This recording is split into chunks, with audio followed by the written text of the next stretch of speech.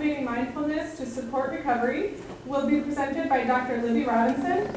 Libby has practiced mindfulness meditation since 1979 and has taught mindfulness-based stress reduction since 2003, where she received her training from Jon Kabat-Zinn and colleagues at the University of Massachusetts Center for Mindfulness. She is retired from the University of Michigan, where she carried out NIH-funded research on the role of spiritual and religious change in recovery. She also did an NIAAA post-doctoral fellowship at the University of Michigan Addiction Research Center and was previously a member of the social work faculty at Case Western Reserve University and the University of Buffalo. Please join me in welcoming Dr. Libby Robinson.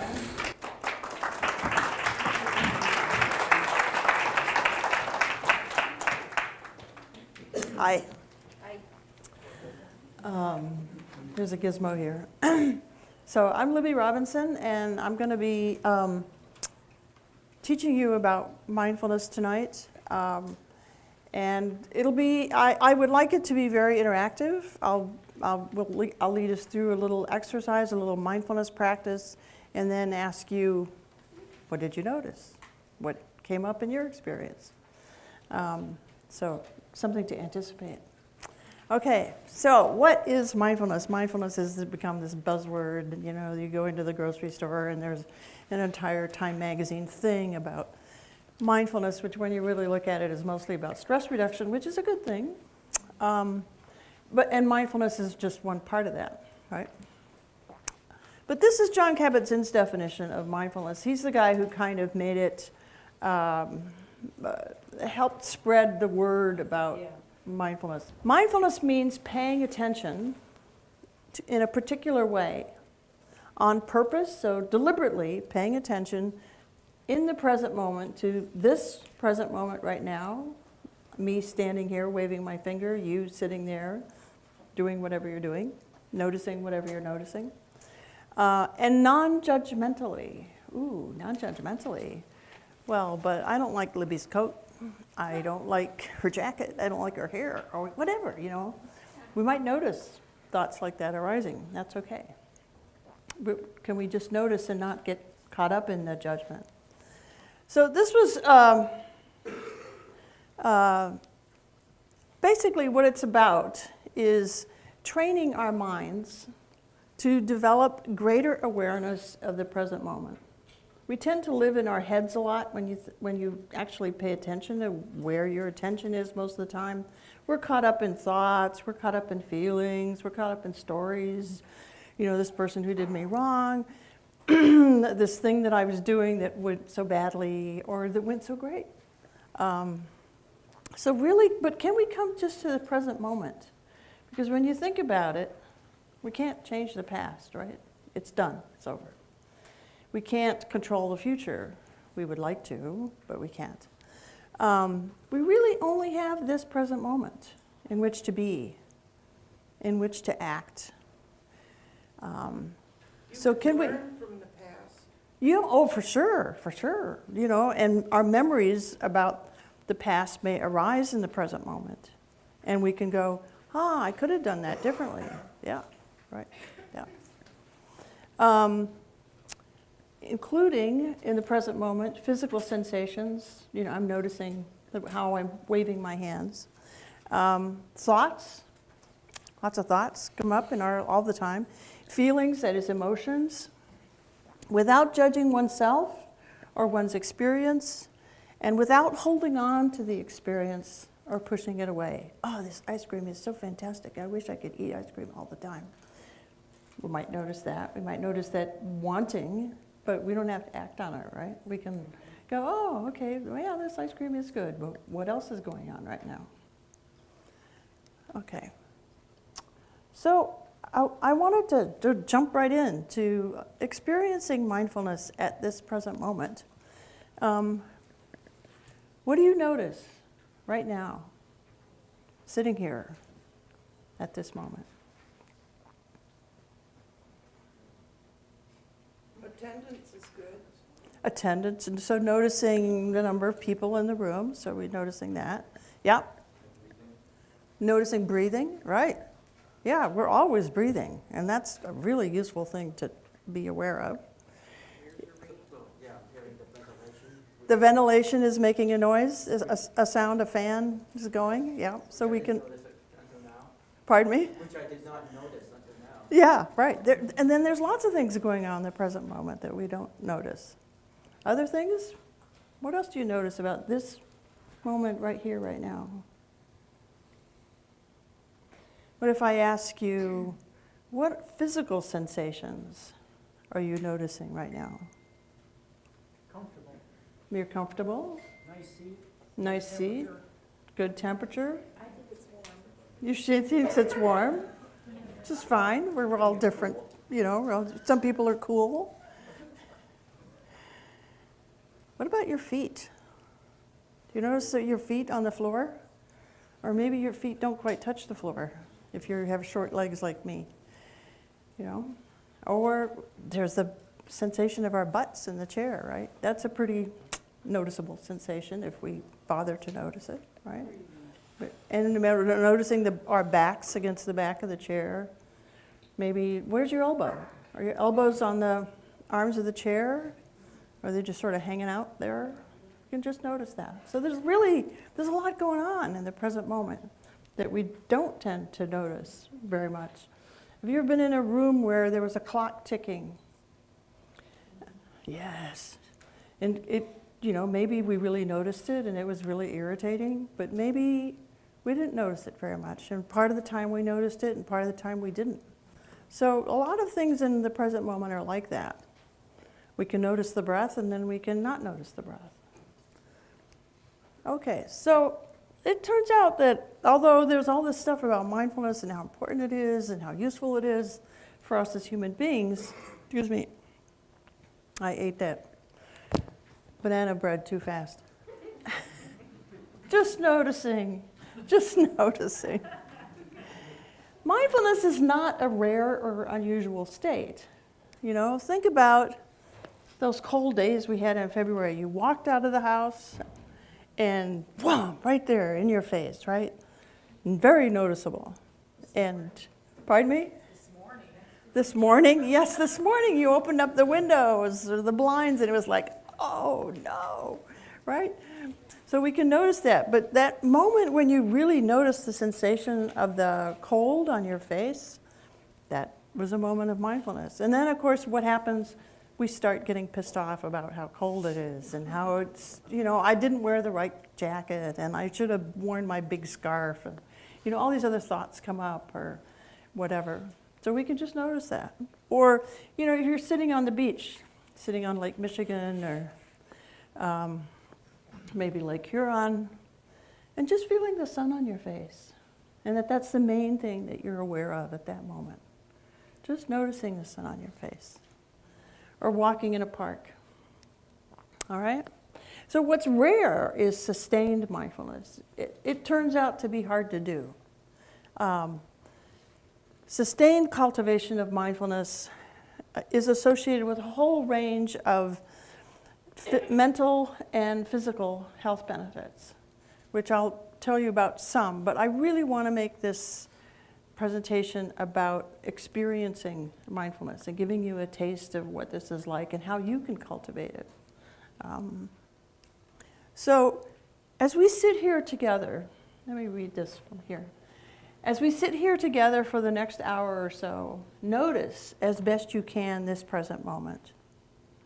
Okay? As we go through this whole, however much time it is we have together, notice where your attention is. Notice what you're aware of at this moment. Maybe there's an itch. Maybe there's an ache. Maybe there's I got to remember to do that. Maybe that thought comes up. What you're aware of at this moment, and now what you're aware of in this moment, and this moment, and this moment. Okay? So, suggestion, just to try it. See how that goes. See what it's like. And be kind to yourself if the mind wanders, because it does. You had a question? Yeah, I noticed my focus either being narrow, like on some of the sounds, or an overall of the whole room, whole experience. Right, yeah. Did you hear what he said?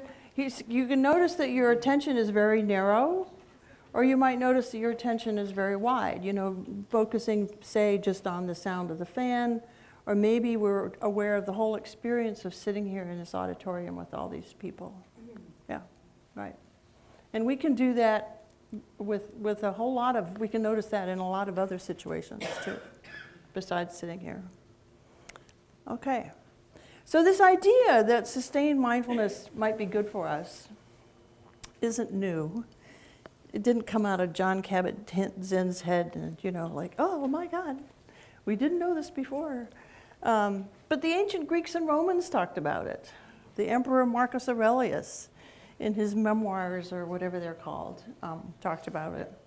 And almost every major world religion has a strand that focuses on being in the present moment. In Catholicism, there's something called centering prayer, which some schools of thought in Catholicism think is heresy, but you go to St. Mary's and some of the other places around here, probably here at St. Joe's too, it's like, okay, you know, we can be present. And it's an awful lot like mindfulness when I've experienced it. Quaker meditation, Buddhist Vipassana meditation is all about mindfulness, and that's where I learned it. My dad was a Methodist minister, and my impression is that Protestants just really aren't into this whole meditation thing. They're more so now than they used to be, but it used to be, you know, the moment of silent prayer was usually about 10 seconds long. Well, can we make it 5 minutes? Can we make it more than that? Can we just pay attention to this present moment? And then there's a whole group, the American Transcendentalist, Henry David Thoreau, who wrote Walden Pond, who you probably had to read when you were in high school, or Ralph Waldo Emerson also talked about the importance of the present moment. And then you've got Eckhart Tolle, who shows up on the Oprah Winfrey Show talking about his book, The Power of Now. So it's been around. This isn't anything new that, you know, is not unknown.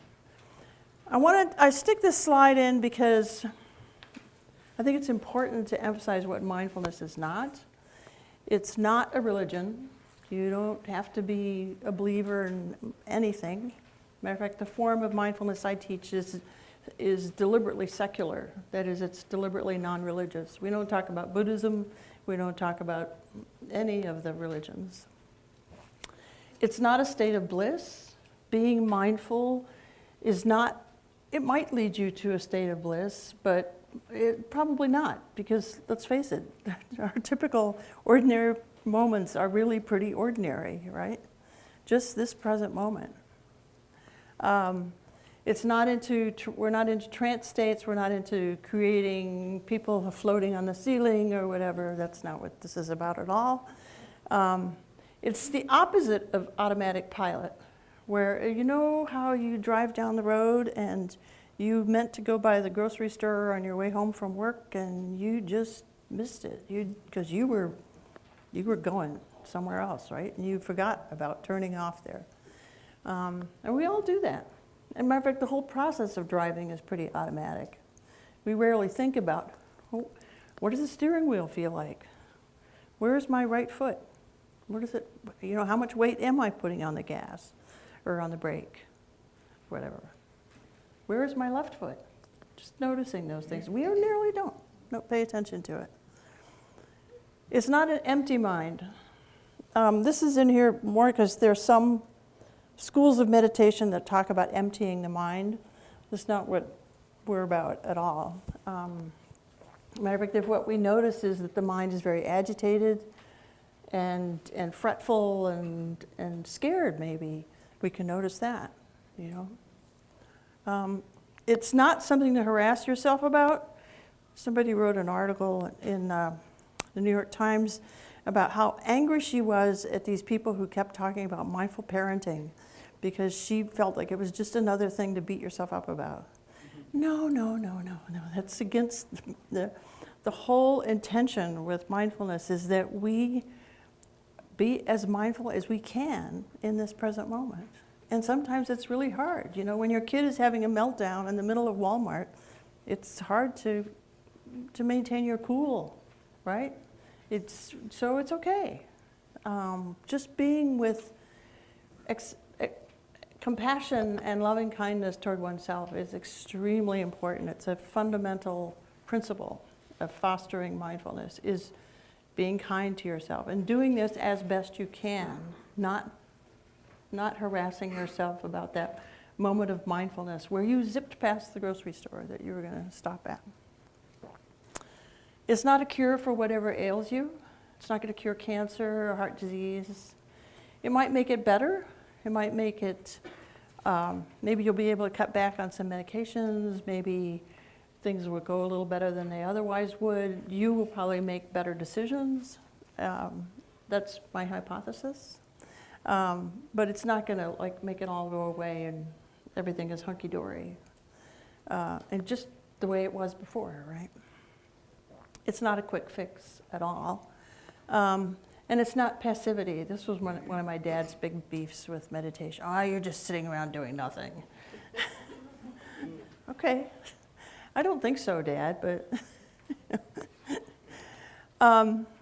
So there's a ton of research out there on mindfulness at this point. Really, so much that we could do the whole thing on the research on mindfulness and you'd be bored in no time.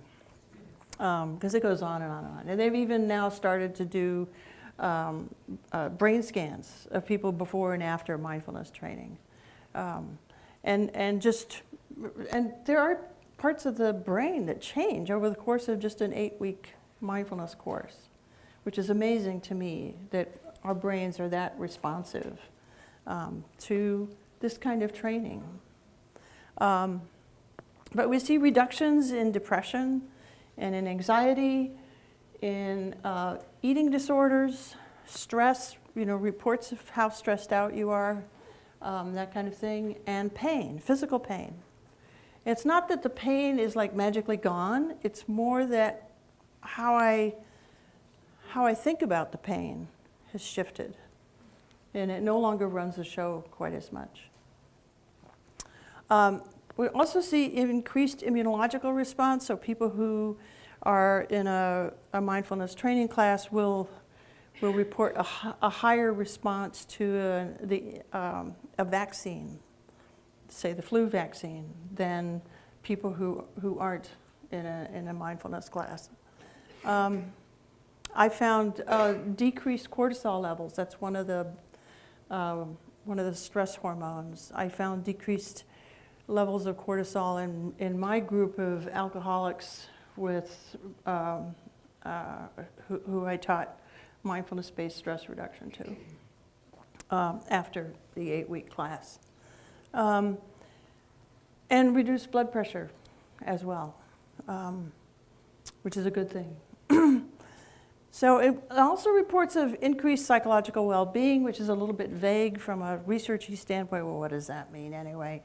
But people report feeling better, and also enhanced cognitive functioning. We're a little bit sharper, better at remembering things, not quite so lost in space. Fibromyalgia patients improved. There's a whole bunch of other disorders, but I kind of got, this is as far as I got with that. Also reduces substance use.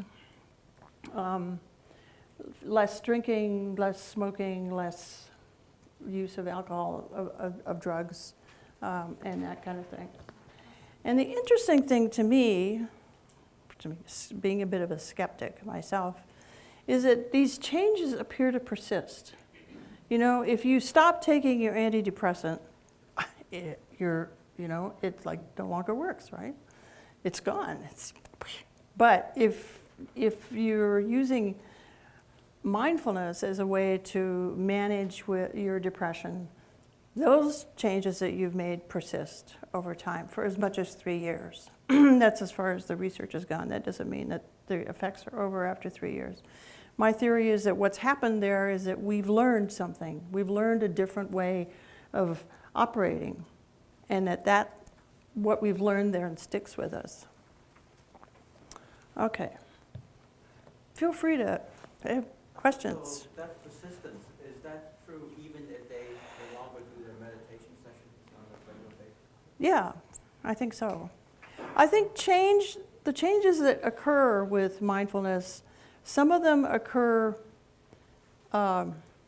occur with minimal exposure, but most of the research that's been done is done on an 8-week class, such as the MBSR class, Mindfulness-Based Stress Reduction class that I teach, and other people teach my other versions of it.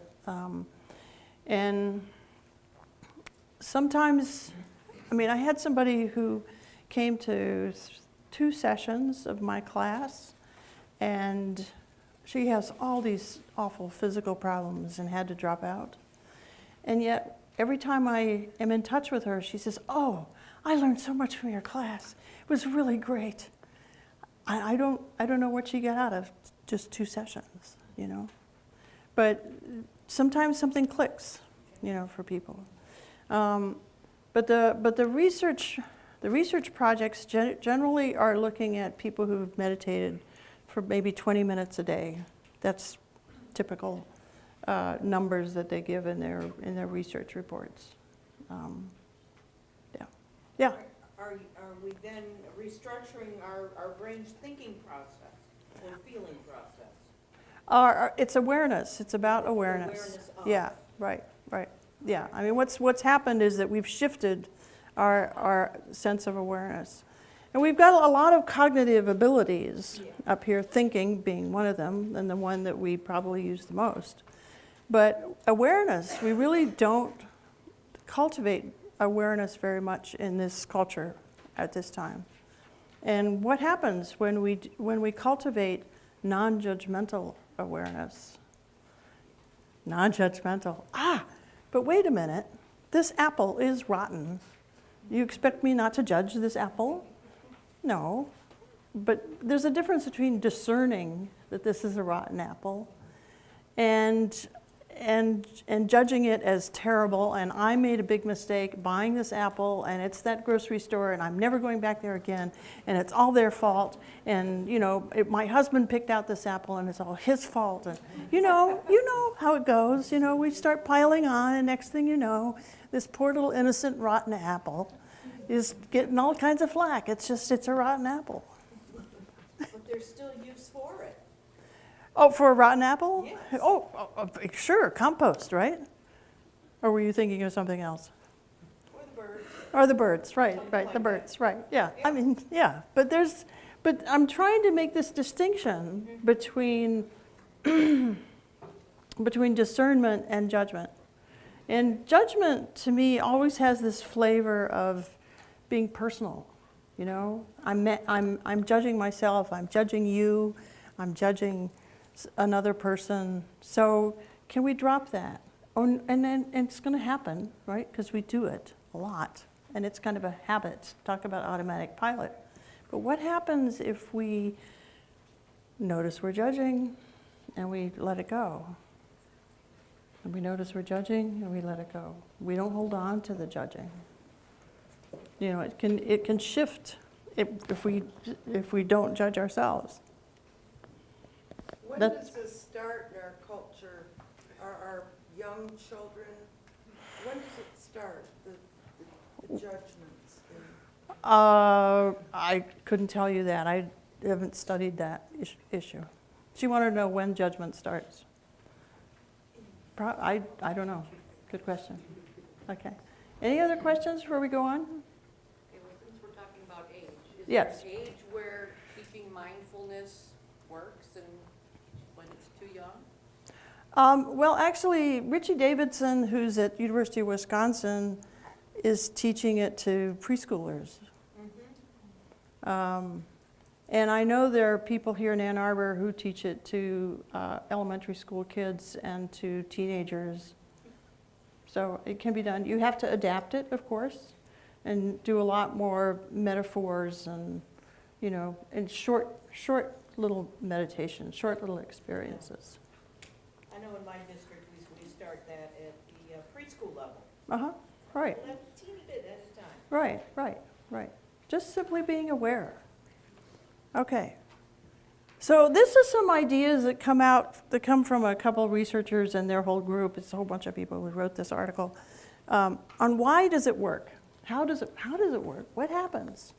And one of the things that they've picked up on, and this is looking not just at self-report measures, you know, people fill out questionnaires before and after a course or things like that, but also people who were experiencing brain scans, who agreed to get into the MRI machine. One of the big things that we see is attention regulation. We get better, more skilled at shifting our attention, at noticing where it is and going, oh, okay, judging, okay. What else is going on in the present moment? Oh, well, I'm sitting here. I'm noticing Libby waving her hands. I'm noticing an itch. I'm noticing a sound, whatever, you know. Not holding on to the judgment, letting it go. Body awareness, more awareness of the body, are these very mundane physical experiences. Sitting on your butt in an auditorium, right? Your feet on the floor, your back against the back of the chair. Noticing your hands. Are your hands warm or cool? Just noticing. And then emotional regulation. We can get better at noticing what our emotions are and also choosing to reappraise things. For example, this was a good one I heard today. You're walking towards your car, which has been parked on the street, and you see an envelope on the windshield. What is it? Is it a ticket? Oh my God, a ticket. Oh no. I'm so tired of getting tickets. I can't afford to pay another ticket. Blah, blah, blah, blah, blah. We get hooked, right? We're just like all like wrought up about having, we don't even know for sure if it is a ticket, right? And then we get up to the car and we realize, oh, this is a different thing. This is in a different kind of envelope than they use for tickets. And you open it up and it's a note from a friend saying, hi, I saw your car. I just thought I'd say hi. Hope you're doing good. And at that point, how do you feel? It's like, oh, wow, oh, okay. So, you know, at what point in that process do we start to be open to the possibility that it's not a parking ticket, you know? Do we immediately jump into assuming it's going to be a parking ticket and find ourselves approaching the car just like really annoyed and tense and pissed off? I think I can say that here, that word. And one of the other things that happens in terms of processing information differently is that things arise, maybe an old memory, and we notice it, and we just let it be, come back to some other aspect of the present moment. It comes up again, we notice it, we let it go, come back. And we do that over and over again, and after a while, it doesn't come up so much, you know? So this is a phenomena of sort of individual experience of exposure. We experience this difficult thing, and it slowly disappears, and then we sort of reconsolidate our memories. There's also a big shift in how we see ourselves. It's not just that we're a little bit kinder to ourselves, although that's part of it, but also I think we're less likely to define ourselves as, I'm a person who's always emotional. My family told me when I was young, you're too sensitive.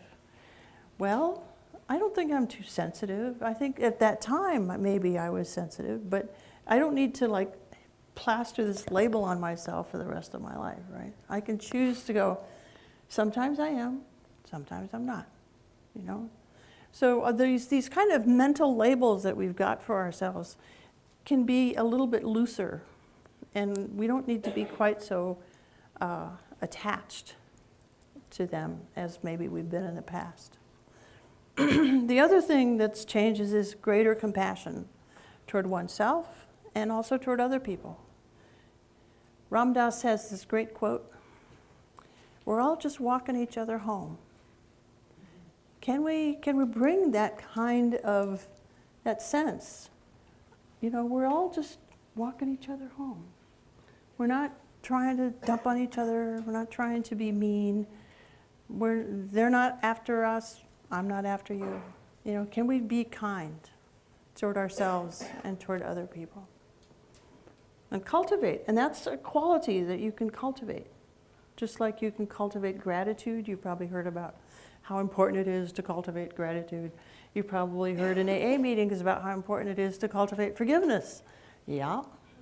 Well, it's also important to just simply cultivate compassion toward oneself and toward others. And we'll do some of that tonight.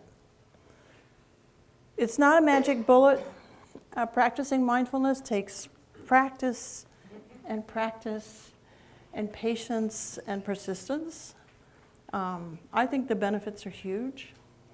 You think about it, we're training the mind, we're training our awareness, we're creating new neural pathways, literally. The amygdala, which is the part of the brain that's responsible for fear reactions, shrinks after an 8-week class, after 8 weeks of practicing mindfulness. Maybe 5 minutes a day, you're practicing being mindful. At the end of 8 weeks, what's it like? Maybe your amygdala is shrunk. Maybe you're less likely to get all pissed off when you see that potential ticket on your car. So repeatedly cultivating awareness and compassion is important in gaining the benefits of mindfulness. So just noticing over and over with great patience and friendliness what this present moment is like is incredibly powerful and incredibly useful. And even if you only do it for literally 3 minutes a day, 5 minutes a day. I've had well-known favorite meditation teachers say that. And no stories about that. Okay, so let's do some. Enough of this talking about it. Let's do it. There's 2 ways to cultivate mindfulness. One is through meditation, and the other is through this informal practice, what I asked you to do at the beginning of the presentation, paying attention to this present moment right now, just in our ordinary lives, okay? So, what are you noticing right now? Yeah? My tinnitus. Your tinnitus. Okay, noticing tinnitus. Right. What else do you notice right now? The blue screen. Right. The blue screen. Okay. So this is a seeing thing. So we can notice what we're seeing. We can notice what we're hearing. What else do you notice? Yeah. Thirsty. Noticing thirstiness. Yeah. A physical sensation. The chair is moving, okay? So noticing those kind of physical sensations, yeah. Other things you notice at this present moment? Pardon me? Can you say it a little louder? Your clothes. What do you notice about your clothes? Yeah, so there you can feel your sweater on your chest, yeah. Your pants maybe, are on your thighs. Yeah, we can notice our clothes. Your waistband or your pants? Yeah, right. It's there, right? It's a little elasticy thing maybe, or maybe the belt is digging into you or something. So we might notice that. Another physical sensation, right? Yeah. So I'm noticing the wave that's actually at the top of the screen, which was, I guess it's there the whole time, but I never really noticed, paid attention to it. Right. So noticing things with more sharpness. Yeah, noticing details you hadn't noticed before. I noticed feeling curious about what it's going to be like when we practice. Yeah. So noticing curiosity which is an important quality in cultivating mindfulness. What is this like? What's it like to be angry? What's it like to be scared? What's it like to be sad? You know, yeah. Someone else? What else do you notice right now, at this moment? Yeah? Trying to focus and not let my mind wander. Yeah, and we can notice that the mind wants to wander. It seems that's the default for our minds. Our minds want to go, well, let's see, what am I going to do next? And oh, you know, there's that conversation I had earlier today. And so we can notice that that's where the mind is going. Yeah, right. That's an important part of the present moment. Other things you notice right now? Anyone else? Okay.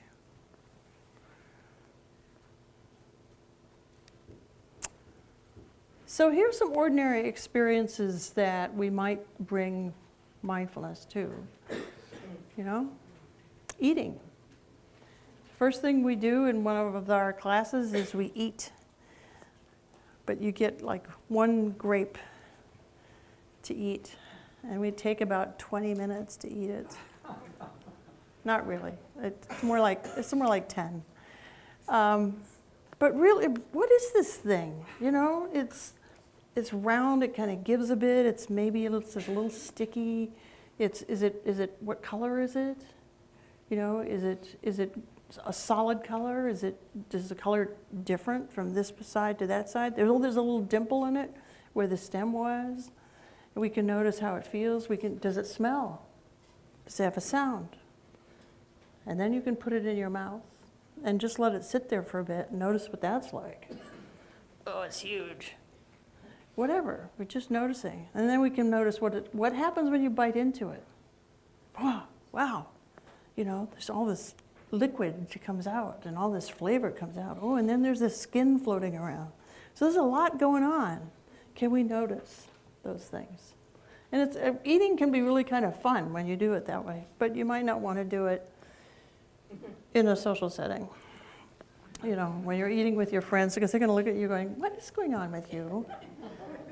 They might not understand, so it's okay.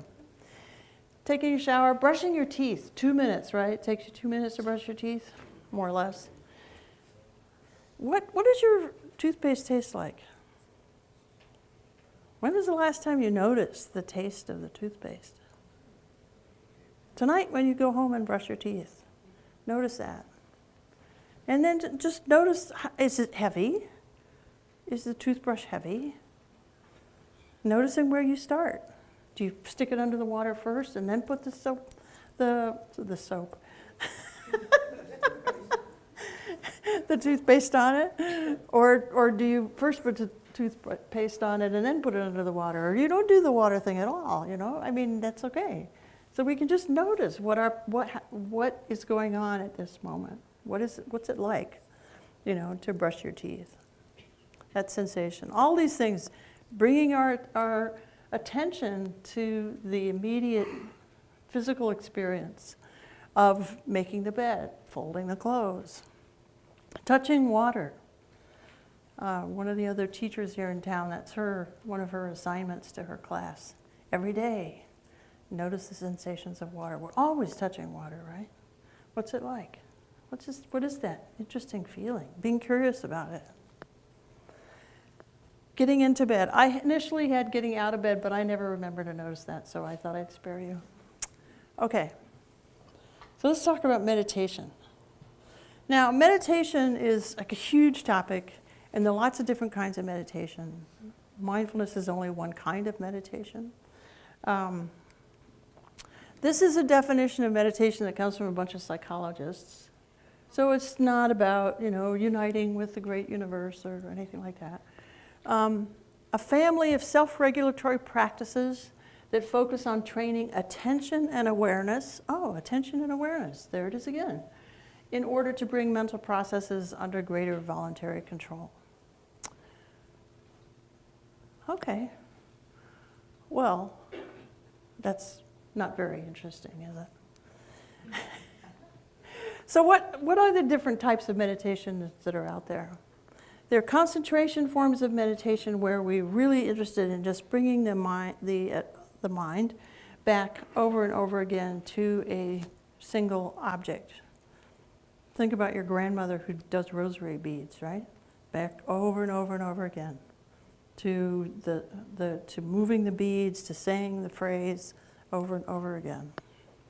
Or people who do mantras. The Tibetan Buddhists look at a painting of a Buddha, and that's what they focus on. So there's that really one-pointed attention kind of thing. And then there's the mindfulness, where we're interested in, well, what's going on right now at this moment? Oh, look, and it keeps changing. Oh, look, this moment's different than the last moment. Oh, so it's actually kind of more demanding in many ways, and it's harder to do. And then there's a bunch of other meditations that are, I call them contemplative practices, but this is where you're fostering a particular positive quality, whether it's forgiveness or gratitude or compassion toward yourself, toward other people. So there's not just one kind of meditation, so just wanted to be sure and convey that. So let's do a short little meditation and then talk about it.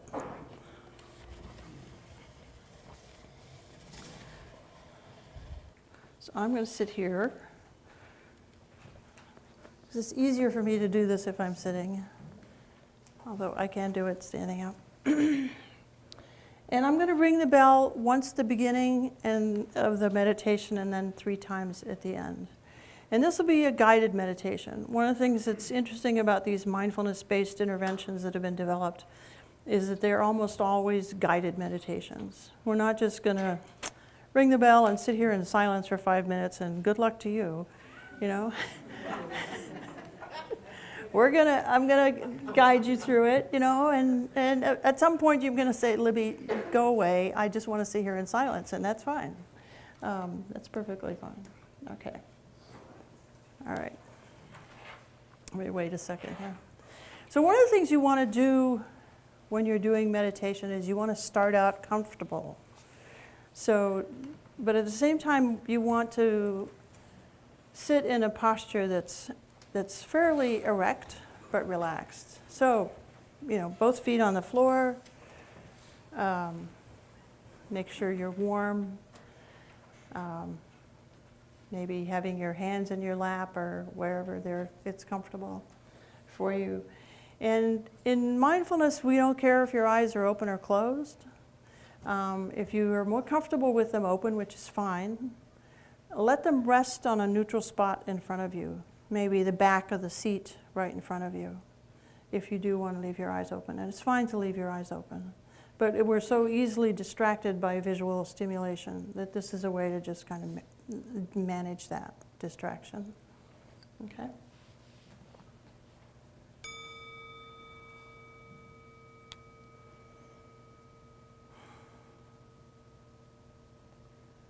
So beginning by bringing the attention to the sensations of sitting here. Noticing the feet on the floor, that sensation of contact. Maybe there's an awareness of your shoes and socks. Do your feet feel warm or cool? You might notice that. Being curious about the sensations of sitting here.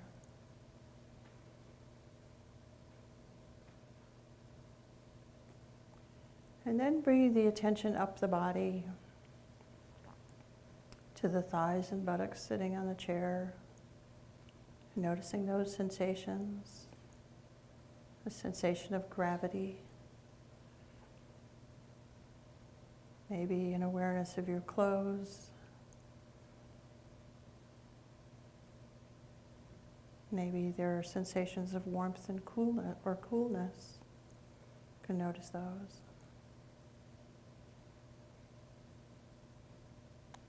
And then shifting the attention to the hands, wherever they are, and just noticing.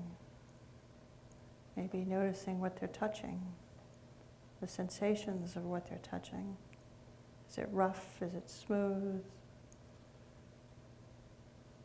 Are the fingers curled or straight?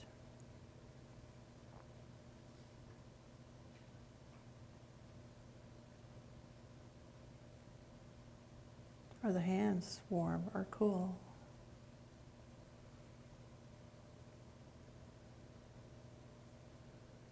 And then shifting the attention to the breath, wherever the breath is most obvious to you, your breath. Just this ordinary breath, not changing it in any way, just noticing it. Maybe it's most obvious in the abdomen,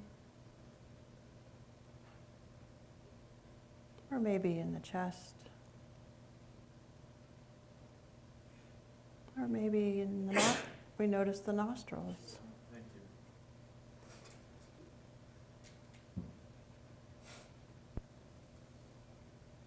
Maybe we're aware of cool air coming in, warm air going out.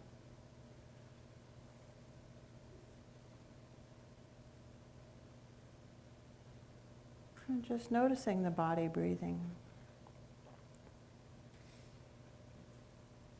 And maybe we notice the mind wandering off. And we can just notice that it wandered off. And then bring it back to the sensations of the body breathing.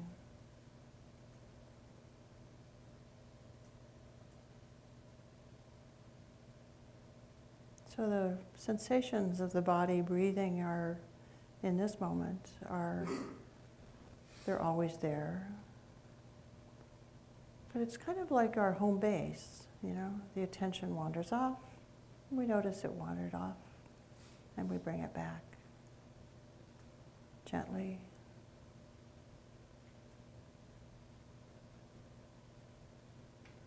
Kindly, without judging the mind for wandering. Coming back to the breath. It's like the breath is home base. Oh yeah, okay, coming back. Not holding on to whatever else arises. Just letting it be. Whatever it was that drew the attention away.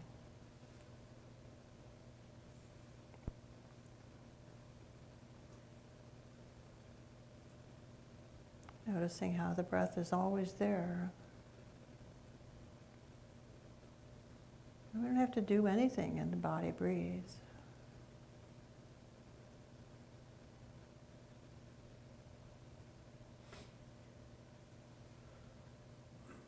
And maybe we notice that some breaths are long and some are short, and some are deep and some are shallow. It's all good. We're just noticing. And that's really all this is about. Just paying attention, being aware.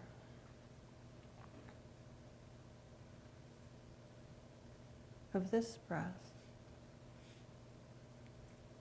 Noticing where the awareness is, where your attention is. And if it's wandered off, letting that be, letting it go, coming back.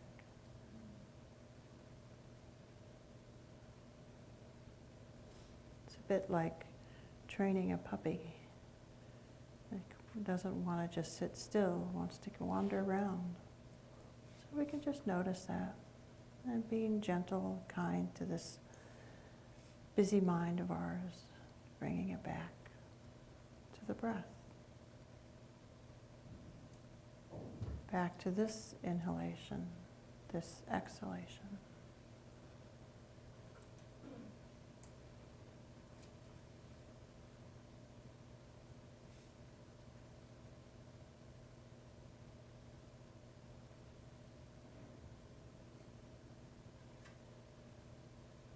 Paying attention.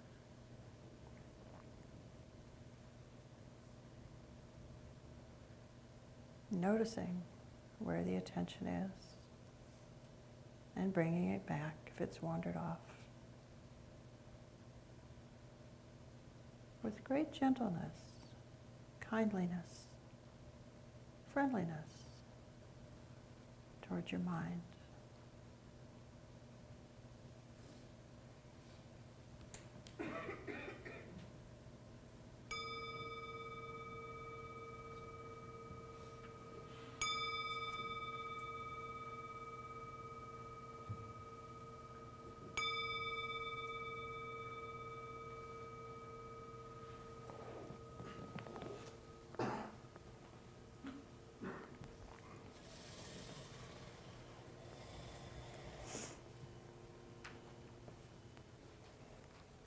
So let's talk about that. What was that like? What did you, pardon me? It was relaxing, someone says? I nearly fell asleep. Nearly fell asleep. Heavens, that's fine. Floating in a warm pool of water. Floating in a warm pool of water. Oh, all these very positive things. Anybody hate it? You know, that can happen too. It's like, oh, I'm so restless. Oh, please, isn't this time to be over yet already? That can happen too. Sometimes our minds are just so busy that it's really hard just to sit still. And so we may decide that what we really want to do is we really want to do a movement meditation, and there are lots of movement meditations out there. Yoga is a kind of, you can do it as a meditation, moving very slowly with a great deal of deliberateness and with a lot of attention to the sensations of moving. Or walking. Walking. We all walk all the time, right? We can notice what that's like. Okay? What else were you aware of? Sneeze. A sneeze, yes. There was a sneeze. Bless you to the sneezer. I didn't want to interrupt myself. But, you know, things like that happen. The first time I recorded my guided meditations for my class, as part of the class you get a bunch of recorded guided meditations. It was garbage day, and I didn't realize it until my students in my class said, you know, at about this point in the thing, there's a dog barking and there's a truck and blah, blah, blah, blah, blah. And it's like, oh, gee, you know. But the reality is that that's life, right? Life is garbage trucks and dogs and, you know, the kid next door playing basketball and bam, bam, bam, bam, bam, bam, bam, bam, boom. You can just notice, you know, that that's what's going on. And that's part of the present moment. It's all part of the present moment. Sometimes we need that, that other sound to kind of bring us back because we've been wandering off in sort of this mental ozone of stories and thoughts and feelings that we've got going on in our heads. Oh, right, I'm supposed to be meditating. Okay, back to the present moment. And so what you might call a distraction isn't necessarily a dreadful thing. The sneeze isn't a dreadful thing. It's just part of it. Somebody comes in late to the meditation session, comes in as quietly as they can and sits down and rustle with the coat. It's just another part of the present moment. It's just another part of the present moment. Other things people noticed? Yeah. My left hand itched, Uh-huh. and I tried to non-judgmentally just notice it, not scratch it. and I did, and I followed the breath, and then later on it started itching again. Uh-huh. And I never did scratch it, but It sounds like, did you guys hear what he said? His hand started to itch, partway through the meditation, and he decided he would just notice it, but not hold on to it. Is it accurate? And noticing how it then kind of drifted away, and then it came back again. Oh, there it is again. Okay. And thoughts can be like that too, where we notice things returning. So I'm noticing a certain tranquility at the moment. Uh-huh. Yeah, that can happen. It's lovely when it happens, right? Yeah. And I think that's where some of the reduction in anxiety and depression that we see in the research on this is because it can have that quality of helping us to drop some of the tension. Maybe what we notice is our shoulders are up around our ears. Oh, look at that. Oh, I don't have to do that. I can just let that go. Okay, all right. So we can just notice that. Be more aware. What else did you notice?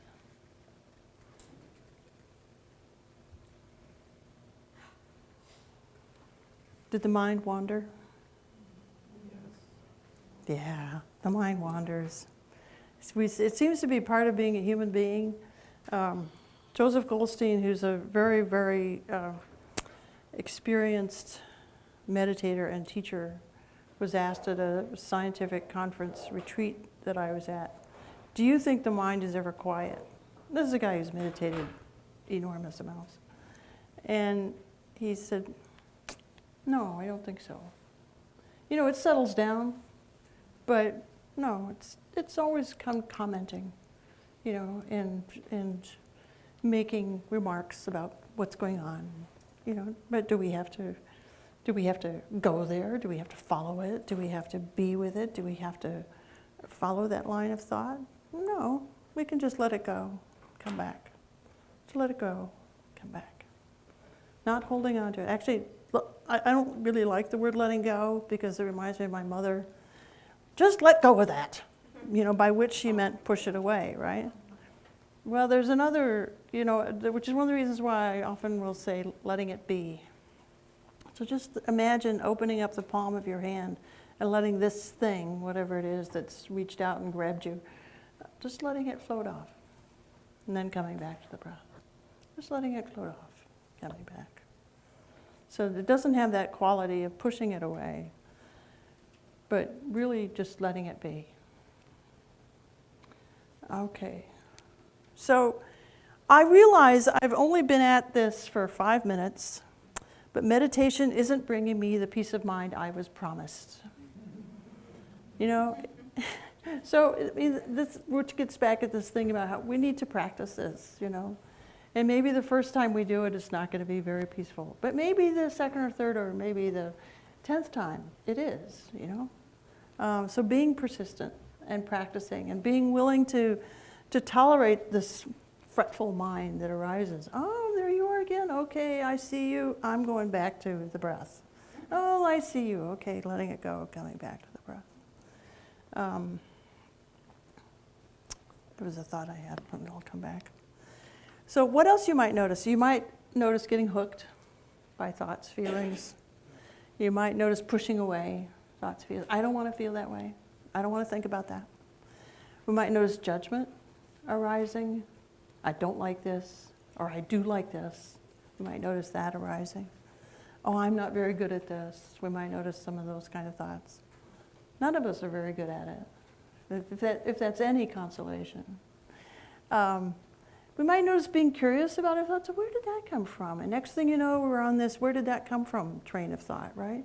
What made me think about my grandmother and oatmeal raisin cookies? You know, why, wow, well, that's really interesting. Oh, you know, and then you're off into that train of thought. Let it go, come back to the breath.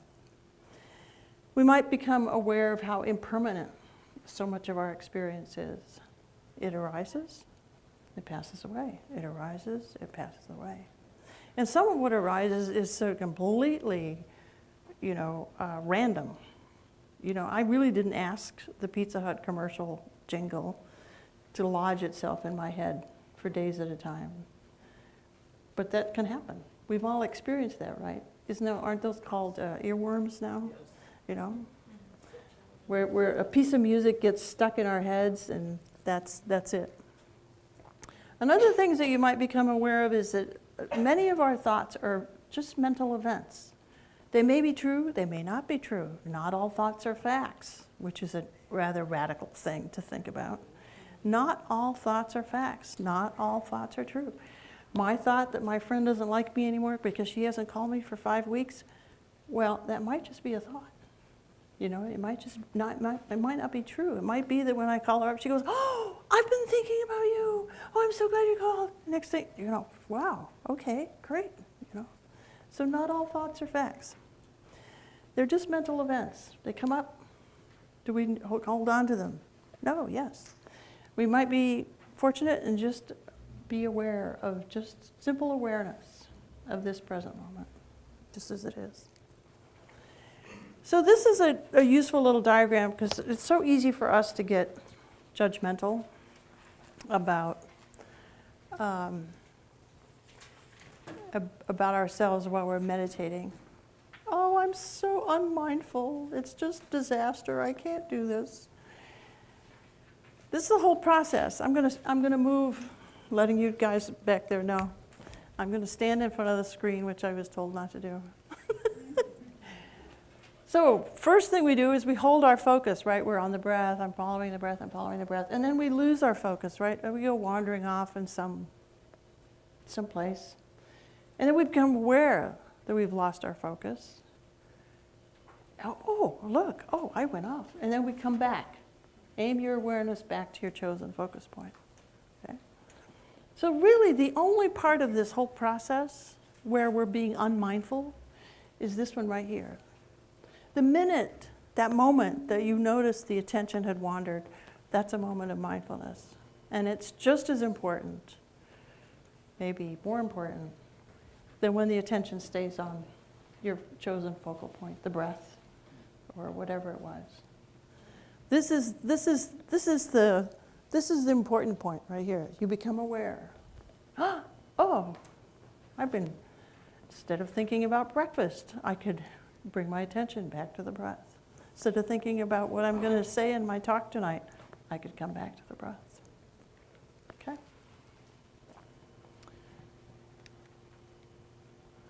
So any questions that people might have? Yeah. I've been wondering, people who have some kind of a sensory processing disorder, can this help them, or would it make it more difficult to process all this sensory information? I think it would depend on the nature of the issue that they're dealing with, and what you might want to do is there's so many different potential sensory objects that one can notice in the present moment. So picking one that works for that person would be important. So working with the person to find something that works for them, that would be important. Yeah. Other questions, thoughts? Okay. Oh, so why would we use the breath as an anchor? Well, it's really handy. It's free. It's always there. Really, the breath is always going to be there, right? The only time the breath isn't going to be there, you won't know it. Okay? So you can always use the breath. You can be sitting there at that traffic light at Carpenter and Washtenaw. That's a good 3-minute light. Turn off the radio and just notice the breath. And if the mind wanders off, notice that. Bring it back. Keep your eyes open, because the light may change. We're not going to close our eyes when we're driving, okay? But, that's a nice little 3-minute meditation right there that you can do. You can just find that breath. The breath is always there. Does there always need to be a focus point? I think so, particularly when you're starting out. People who are adepts at this can just be aware of the present moment in all its complexity and richness. And the reality is that the present moment is huge. It's spacious. There's a lot going on in the present moment that we might notice. There's a Zen story that there are 6,400,000,000 some odd moments in 24 hours. Well, I don't know about you, but I don't notice most of those. Matter of fact, this is 67 moments, right? I can notice maybe, if I really work at it, I might be able to pick out 5 different things going on, but not really 67, So the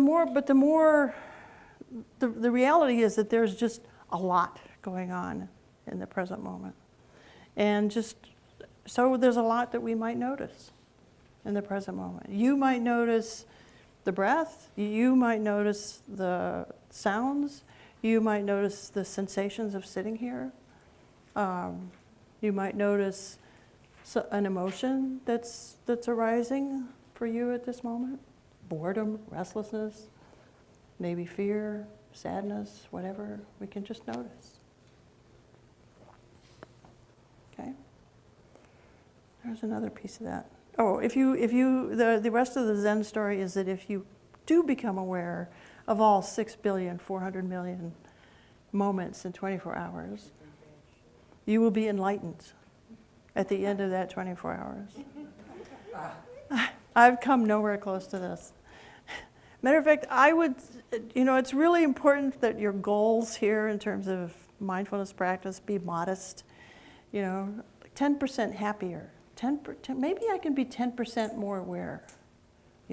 I can be 10% more aware.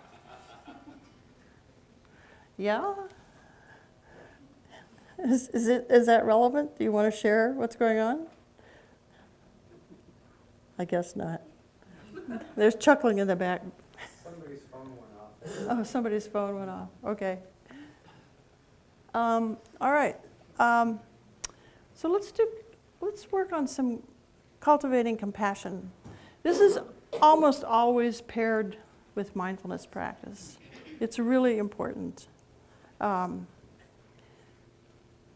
And so what is a compassion practice? It's deliberately cultivating friendliness and kindliness toward oneself and toward other people. And it's really important, I think, because of this judgment that we can so easily get caught up in. So part of loosening that connection, those neural pathways, those well-worn neural pathways, is, deliberately cultivating something else, a different attitude toward oneself, because we can be so judgmental about ourselves, and toward others. Okay. So before we do this, any questions? Yeah.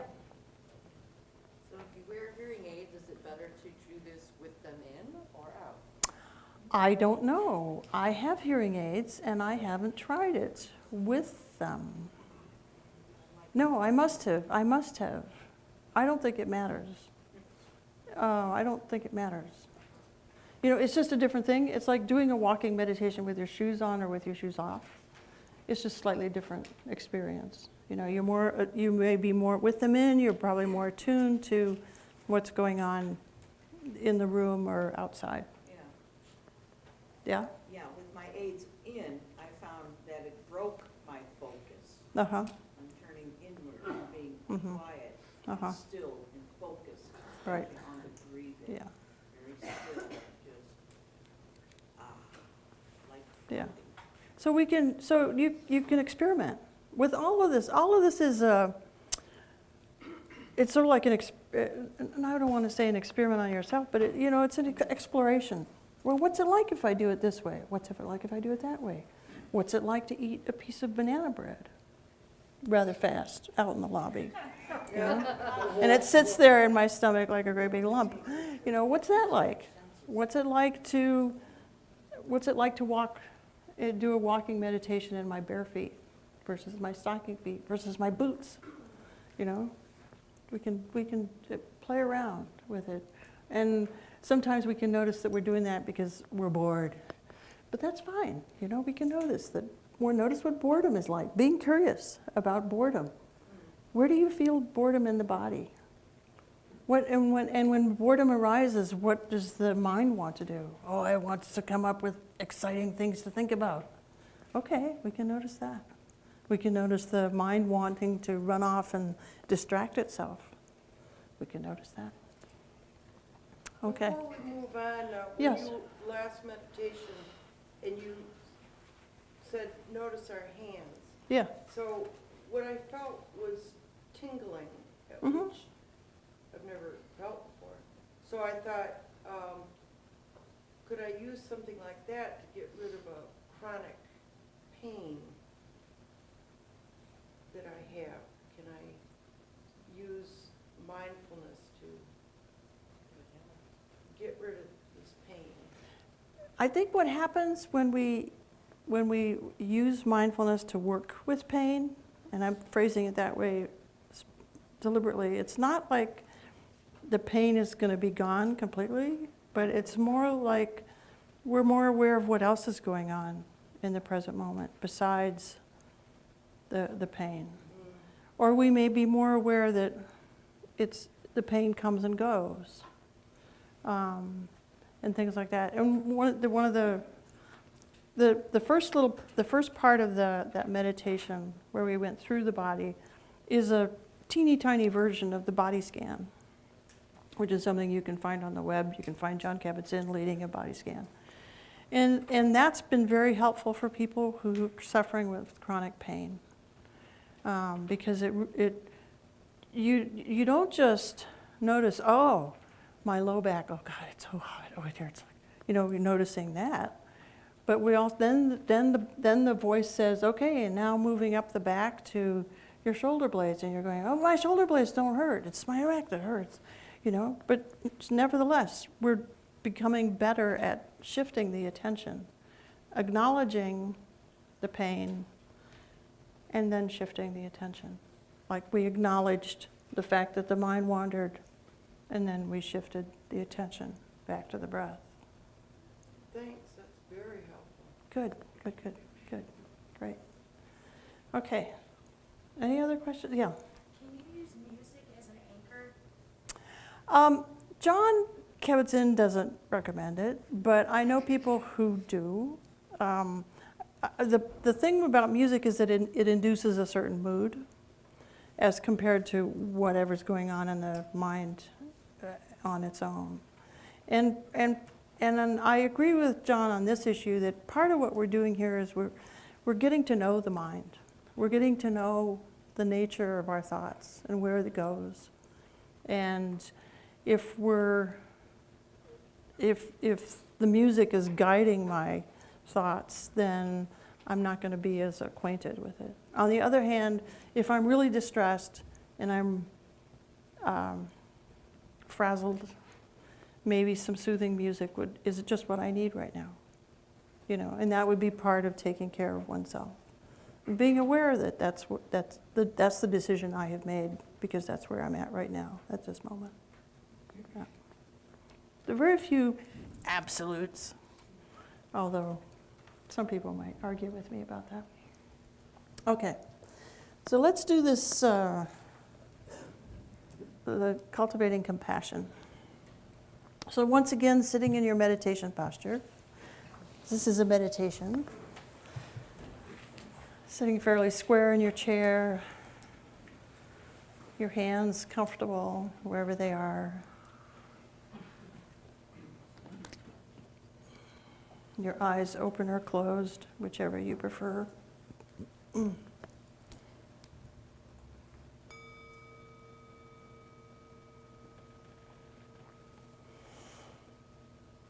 So once again, bringing the attention to the physical sensations of sitting here.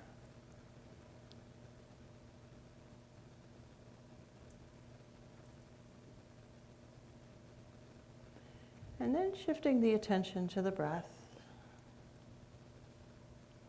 Wherever the breath is most obvious to you.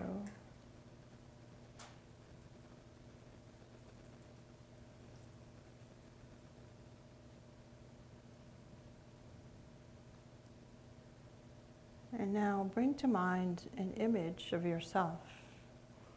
Maybe as you are now, maybe as you were when you were at your cutest. And imagine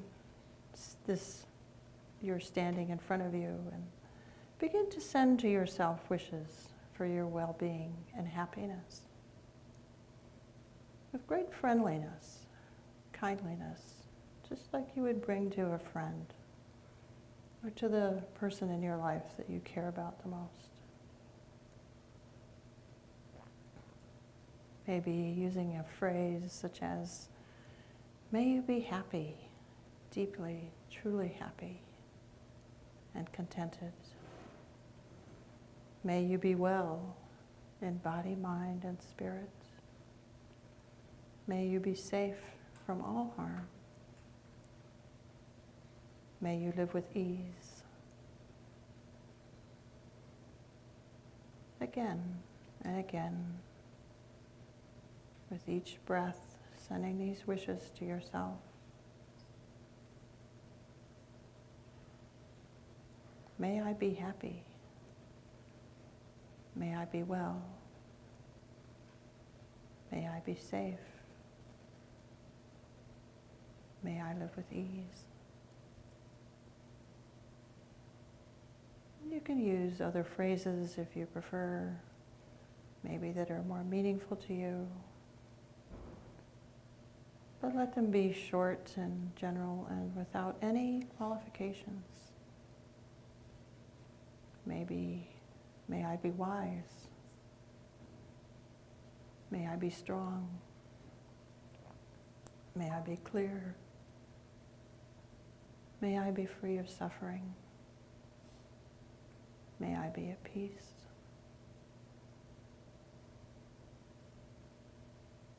Over and over, sending these wishes to yourself for your well-being and happiness.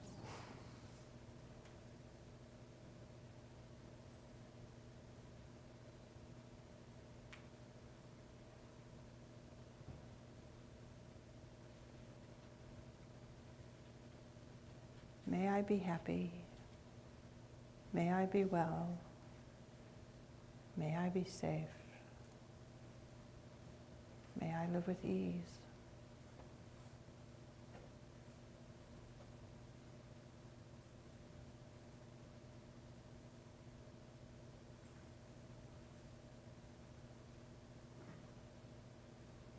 Again and again, bringing this quality of friendliness, kindliness,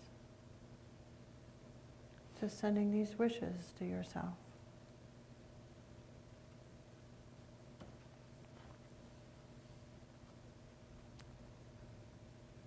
And now bring to mind somebody that you care about a great deal.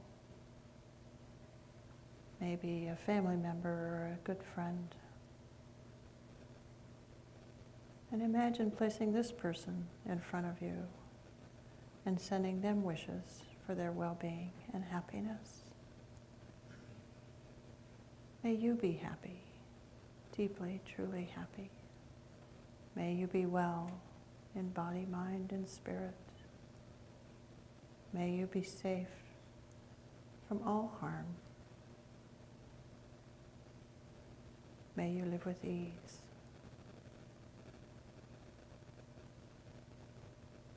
Again and again,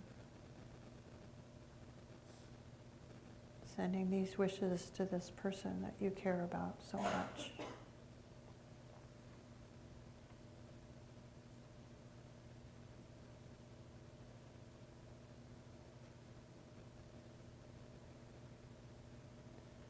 And again, you can use other phrases if this would fit them better. May you be strong. May you be wise. May you be free of suffering.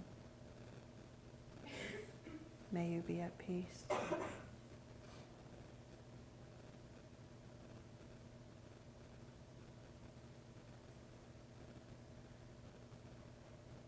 If the mind wants to go off and start thinking about all the barriers to their happiness and well-being, just let those thoughts go, let them be, let them drift off.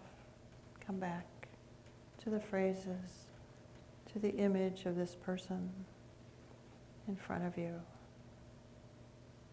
and continuing to send them wishes for their happiness and well-being.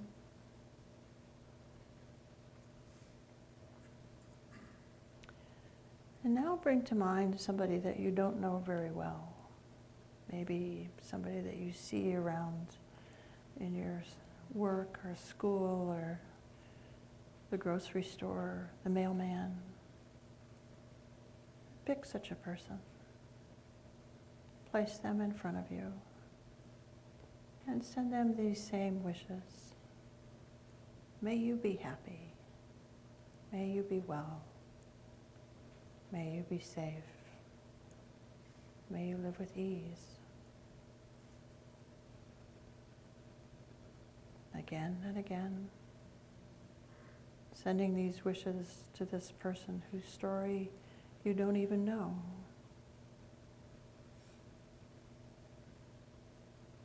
Again and again with each breath.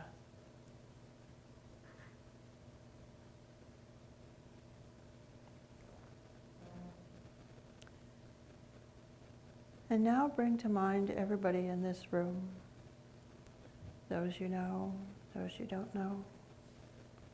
And send everyone here these same wishes for their well-being and happiness. May you be happy, deeply, truly happy. May you be well in body, mind, and spirit. May you be safe from all harm. May you live with ease. Again and again, sending it to everyone here.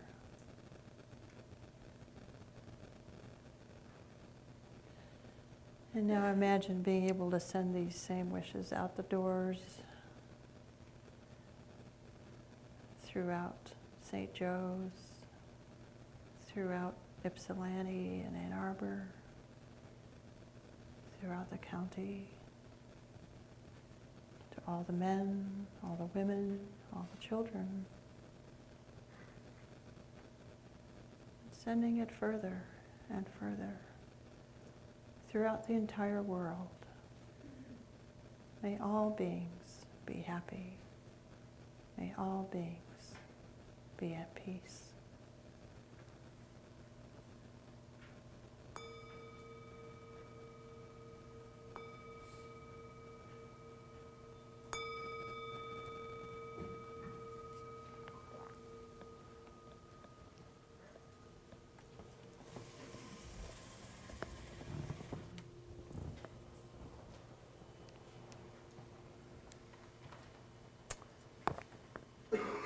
Do you want to learn the 3-minute breathing space, or should we move into questions?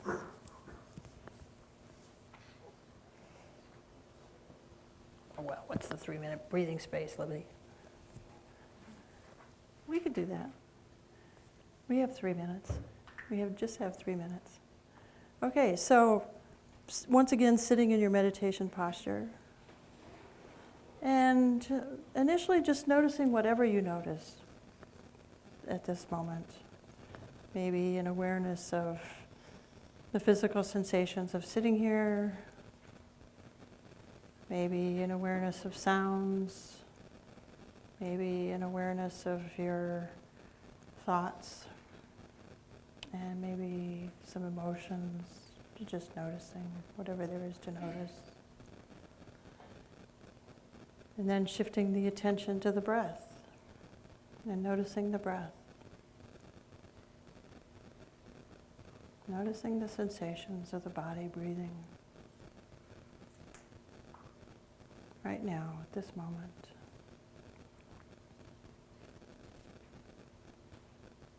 The body breathing in and breathing out.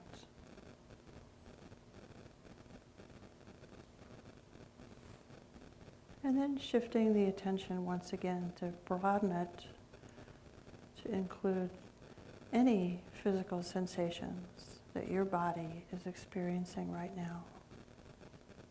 The breath, the feet, the body sitting in the chair, maybe an awareness of sounds. Just noticing, paying attention.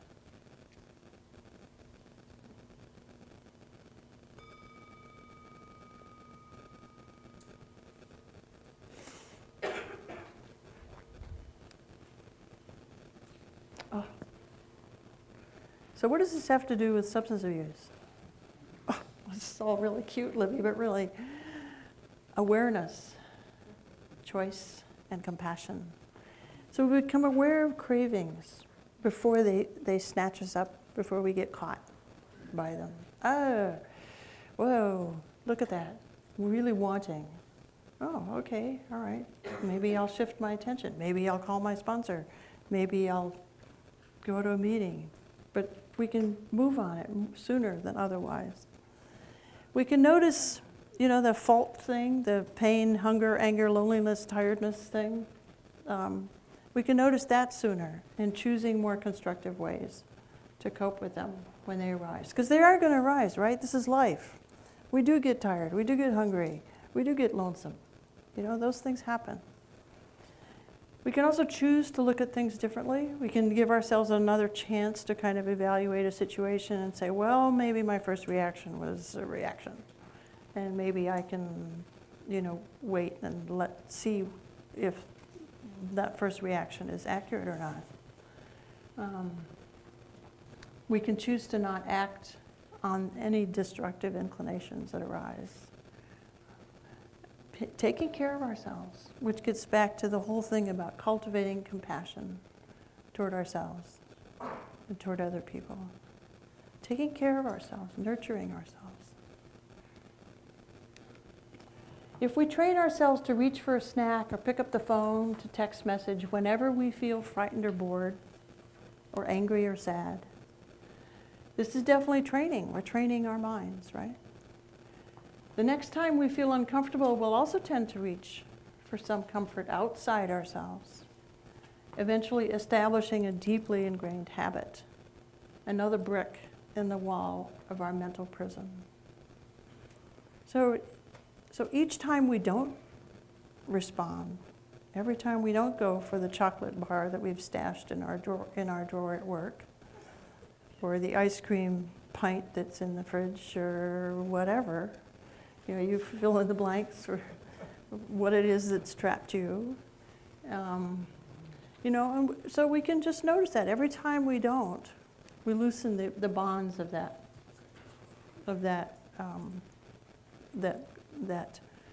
hook that we've been caught by.